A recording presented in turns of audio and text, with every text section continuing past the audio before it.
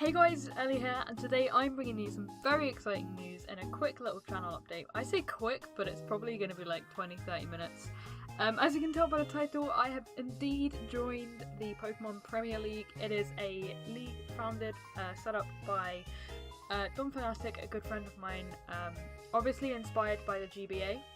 Link to his video will be down in the description. He really heavily goes into the rules and all the complicated system. Well, it's not a complicated system, it's just I'm too lazy to explain every single rule, which he really does well. So yeah, I will go over the rules very briefly though, so you guys have an outline of the format. But yes, I'm in a new Pokemon League and I'm very excited. Battles begin in 2 weeks and we finished drafting on the weekend, and I've only just got the opportunity to, well, I recorded it I recorded my my drafting process yesterday, but I wasn't happy with the way it turned out, so I'm deciding to redo it per se. But yes, without further ado, let's get into the rules now. The basic rules is that one, we had a £10 million budget. This was to, I guess, to have a mixture of different Pokemon from different tiers, and I thought it worked really effectively. However, not everyone, including myself, monitored their budget and ended up picking really silly stuff at the end of their draft. It's not silly, like some of it is still viable, but had we monitored our budget a little bit better, we could have, you know, conserved some of the money and got a slightly better draft. But regardless, I'm still happy with my draft. Obviously it's not going to be perfect, but you know. So number 2 is that you are you're supposed to have a minimum of 8 players on the squad and a maximum of 11 at any given time. You're only allowed 1 Mega, and the Mega Stone is not allowed to be taken off that Pokemon. So if I drafted Mega Garchomp, I wouldn't be able to run regular Garchomp in its slot. So once it's Mega forever, and obviously you evolve first time in play, just like in the GBA. What else? No rope is allowed as per Smogon. However, there is an exception to that. We had many polls before the drafting process began. Polls on banning and unbanning certain things, and what ended up happening was Metagross got banned and Mega Mawile got unbanned, and looking back, I really regret my decision on voting, because they're, oh man, I regret it. I regret voting. Well, Mega Metagross, I mean, they're equally spooky, but anyway, enough of that, it's irrelevant now. So that's basically the rules. And obviously we had the drafting process was completely randomised because it was the only way to make it fair. So yes, and scoring works. You get 3 points for a win, 0 for a loss, and 1 for a draw. So, but yeah, those are the rules. And I'm now going to go over my squad list now. I was 6th in line for my drafting. I believe. Why is my internet just freaking disconnected? Alright, we are back. Sorry about that. My internet dongle was balked. So I couldn't actually see the spreadsheets that are in front of me right now. But yes, I was 6th in line for drafting. So I had, no wait, I was 1, 2, 3, 4, 5, 6. No, I was 7th. So I had 6, I can't speak. I had 6 people going before me before I was allowed to pick my first Mon. Initially I really wanted to draft either Mega Lopunny or Gallade, but unfortunately they were both taken, and I was like, well, shit, that's a bit of a pickle. 6 people before me drafted Mega Mawile, which is fucking spook, Lopunny, Mega Lopunny, Mega Banette, Mega Gallade, Scizor, regular Scizor, and Gliscor. Now I'm thinking, holy fuck, that Mawile is spook. So I immediately drafted Heatran before someone else took it. But that wasn't the main reason I took it. Like, there are other things for Mega Mawile. Obviously EQ and Focus Punch are things, so obviously Heatran isn't a great counter, but you know, it's something to have there.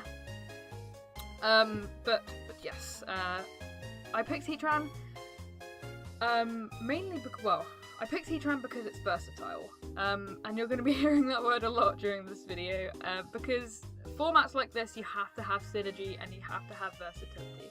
Two very, very important keywords for your team building, which I kind of kept in mind, but my budget got the best of me, and anyway, yes, so Heatran, this thing is a monster. It's one of my favourite mons.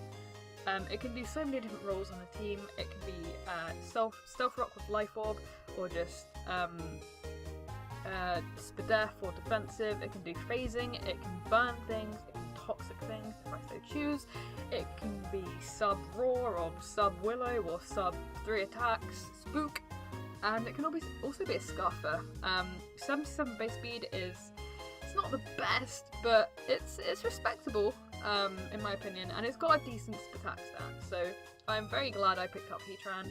It's got a decent move pool, and I am very excited to use it in the upcoming matches.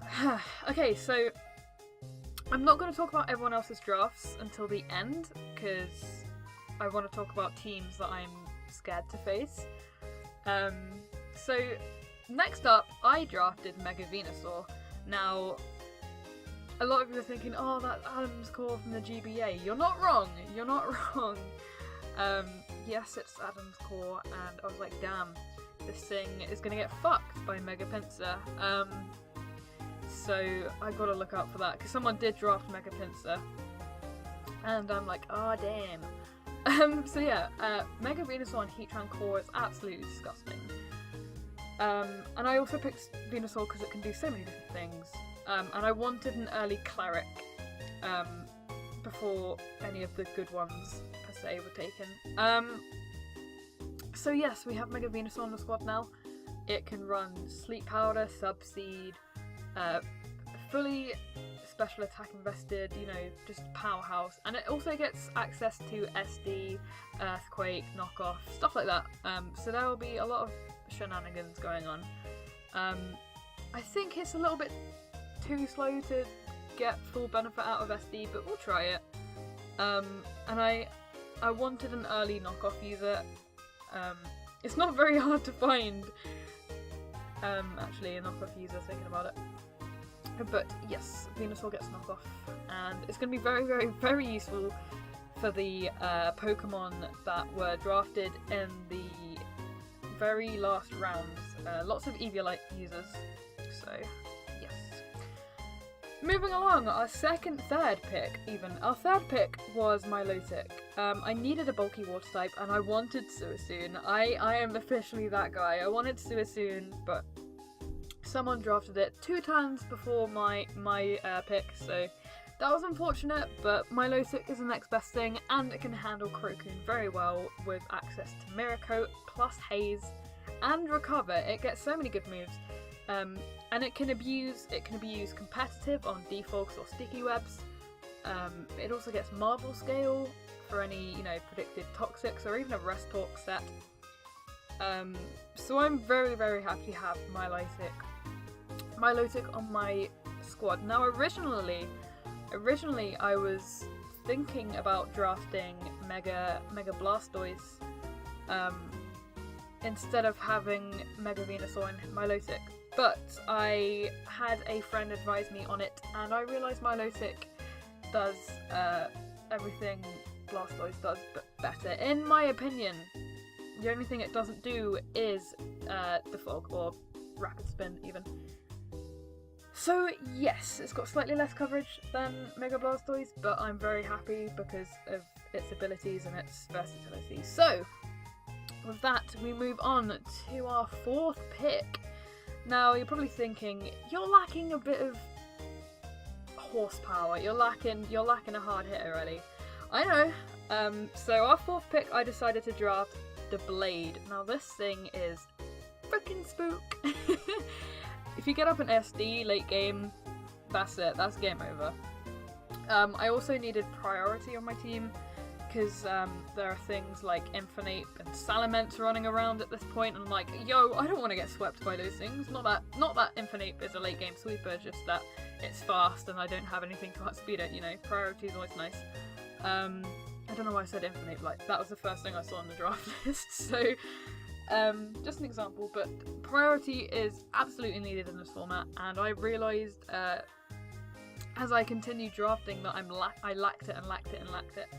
So probably my bad, but I'm still happy with our draft. So yes, TheBlade, sub SD or SD Ironhead, Secret Sword, Shadow Sneak.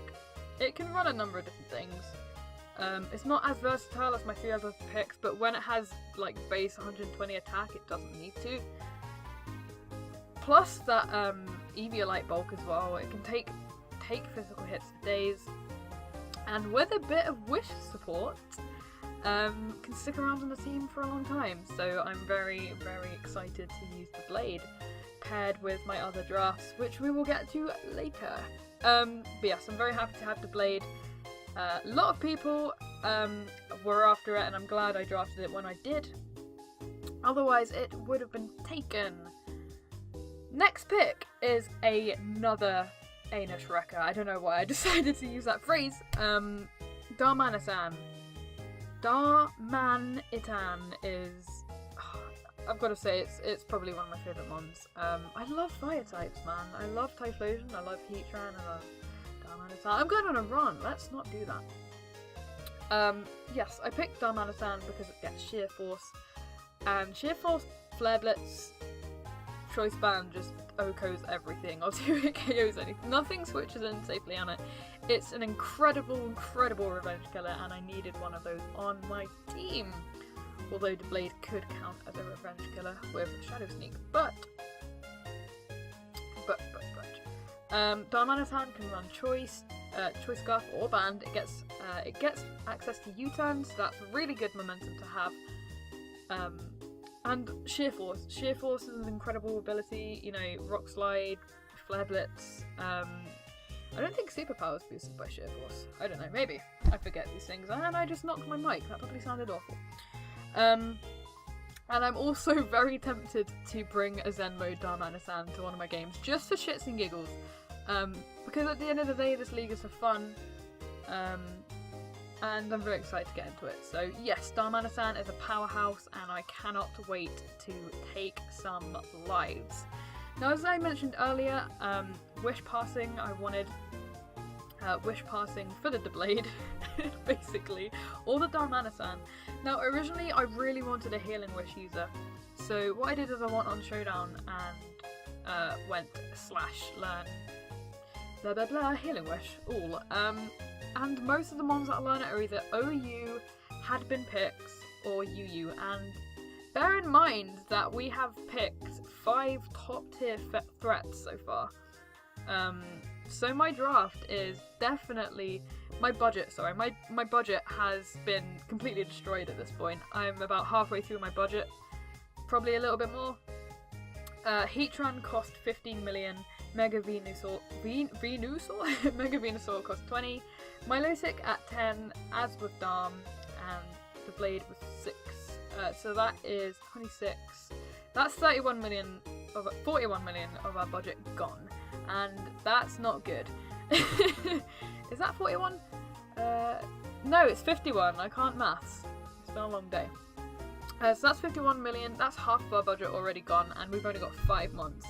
So I really wanted a Healing Wish mon, but I couldn't afford one, unfortunately, because Mesprit was already been drafted, and like I mentioned, the other ones are really expensive, and I just couldn't.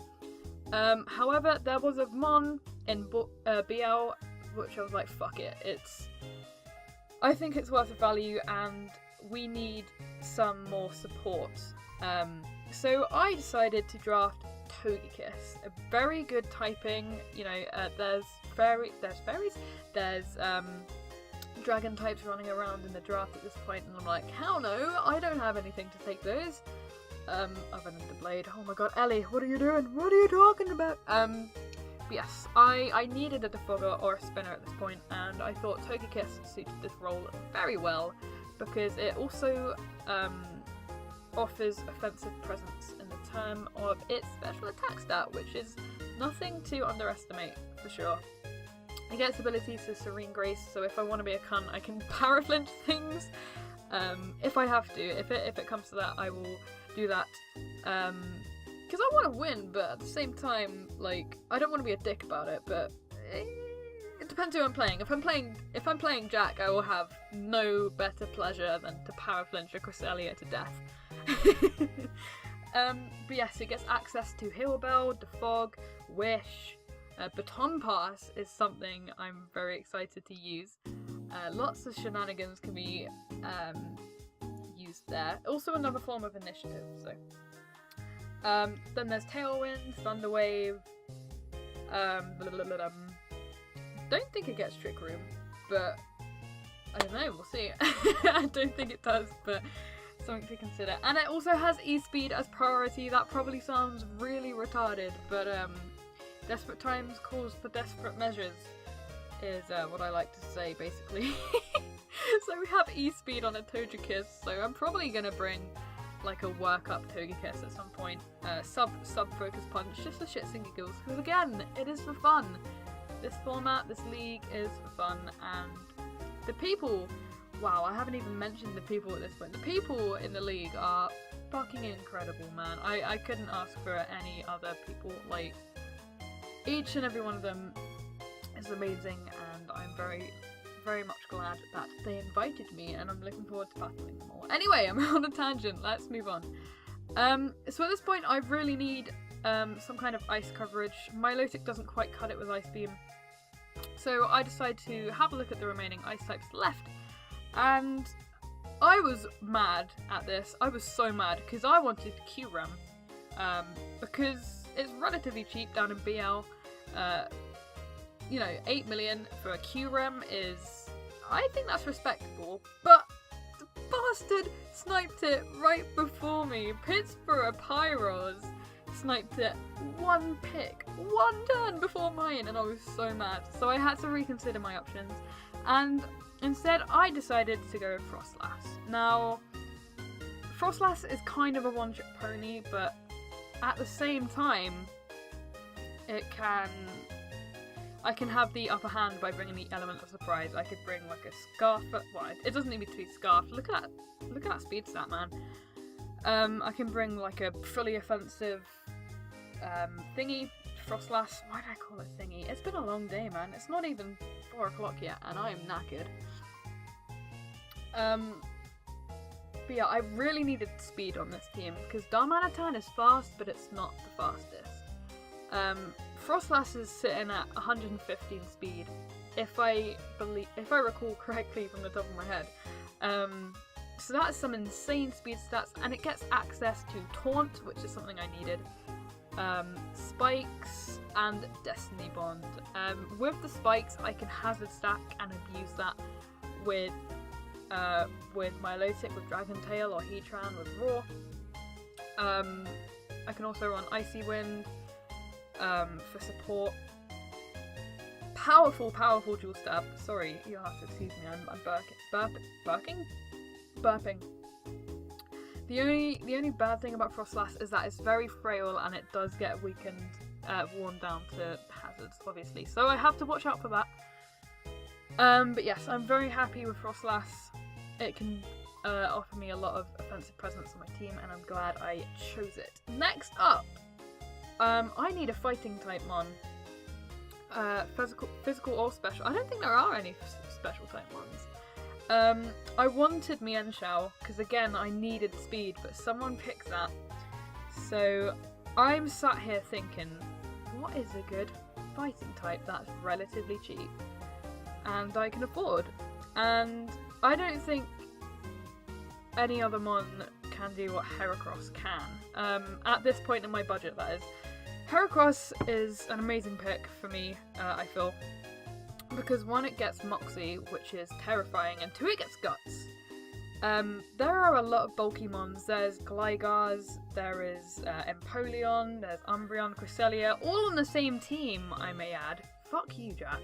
I can't really complain though. I can't complain. I will put that out there. There's like Clefables and Crobats. So I'm not going to switch a Heracross in on a Crobat. Ellie, what are you talking about? But yes, just general status Pokemon. I can abuse Guts, basically, and yes, Guts Heracross is definitely nothing to underestimate. That thing can just plow through teams. And I'm extremely happy to have it. It's got powerful, powerful Dual Stab in the terms of Mega Horn and Close Combat. It also gets moves like Knock Off, which is going to be very useful, Rock Slide, EQ. Oh, if only I got U-Turn, man. Could you imagine if Heracross got U-Turn? Oh my god. Yes, so I'm very happy with our Heracross pick, and again, I'm very much looking forward to taking some lives. Now, at this point, we have drafted 9 Mons, which means we have 3 slots left, and I only have 8.5 million left to spend, and I'm like, shit, we don't have an electric type, we don't have a dragon type, we need another spinner because just having one is unreliable. There are several things I need, basically, at this point. I'm like, fuck, why did I not look at my budget more? Because at the time we were all in a Skype call, we were all having a laugh, and I didn't think much of it until I'm like, shit, why did I do this to myself? Everyone else is, well, not everyone else, but a couple people really, really did well with their budgeting, and now I'm just like, fuck, I've got 8 million left to spend on 3 months. So, as I mentioned earlier, they are priced within tiers, so I could either afford 1 RU Mon or 1 NU Mon and 2 PU Mons together. And the second choice was obviously a no-brainer. I needed multiple things, and at this point I'm thinking I still need power on my team, but bulk is also nice. So picking up Granbull for 4 million was an incredible choice, and I can't believe I didn't do it sooner. Granbull is an amazing Pokemon. It can get Quick Feet, switch in again on those Toxics. It can also get Intimidate, so it can play a defensive role on the team. It gets moves like Close Combat, Play Rough, Thunder Wave. It gets Hill Bell, so it can be a Cleric if needs be. But yes, also gets EQ, so Fairy Ground coverage is very, very good to have in this format. And I think that Granbull is a very, very solid pick. It's very bulky and it has a good attack stat. It can run like Assault Vest, it can run Banded. Oh, I'm very tempted to run Banded actually. But yes, it can do many different things and I'm excited to use it. So we have 4 million left now to spend on 2 Mons. And it was a toss-up between... Okay, so my next pick was Zebstrika. And it was a toss-up between Electabuzz and Zebstrika. Reasons being, Electabuzz, I think, has more special attack and better special attack coverage moves, but Zebstrika can go mixed. Because 1, it gets Sap Sipper, and 2, it gets Motor Drive. Those are 2 really good abilities in my opinion. And Zebstrika is in a speed tier where it outspeeds Mega Pinsir, which before was a huge problem. It wasn't a huge problem, but it was a problematic thing for my team. It gets access to Volt Switch, which is again really good for initiative. Strong Stab in the form of Thunderbolt, or even Thunder, because there is a rain team in this draft and I'm terrified of it. So yeah, so we got Thunderbolt, and then we have things like Overheat, Wild Charge, and some other stuff. I'm just trying to think of what moves it gets off the top of my head. Off the top of my head, I can't remember. Wow, great pick, Ellie. Well done. You did good. You did good. Showing your knowledge of Mons there. But no, I mainly picked this in synergy with my last pick. I mentioned Sap Sipper before, so obviously our last Pokemon pick is going to be a Water type, which is Wartortle. I'm happy with this pick. A lot of people have been like, why have we got a Wartortle? Well, A, I was on a budget, and B, I think it's viable. I was toying with the idea of going with Baltoy, no pun intended, I didn't actually mean to do that. Kudos to me. I was very, very tempted to go with Baltoy, because it got access to Levitate, and I have quite a big ground weakness. Earthquake is going to be a huge problem for my team. So I'm definitely going to get on the transfer market and try and sort that out. But War Turtle is good. It gets Rapid Spin, it gets Haze, it gets access to Scald so it can burn things on switches. And it also gets priority in terms of Fake Out and Aqua Jet if needs be. As I mentioned earlier, desperate times call for desperate measures, am I right? But yes, I'm very, very happy to have War Turtle on our squad.